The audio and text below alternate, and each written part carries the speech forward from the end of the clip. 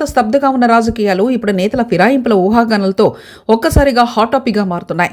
పాత గుటికే మాజీలు వస్తున్నారన్న వార్తలతో విశాఖ వైసీపీలో సమీకరణలు మారే అవకాశాలు కనిపిస్తున్నాయి. రాజకీయాల్లో శాశ్వత శత్రువులు, శాశ్వత మిత్రులు ఉండరనే సామెత విశాఖ విషయంలో నిజమయ్యేలా కనిపిస్తుంది. గౌరవం లేని చోట ఉండడం కంటే తమకు గుర్తింపిచ్చిన పార్టీలోనే ఉండి పోరాడడం మేలనే భావనకు నేతలు వస్తున్నట్లు కనిపిస్తుంది.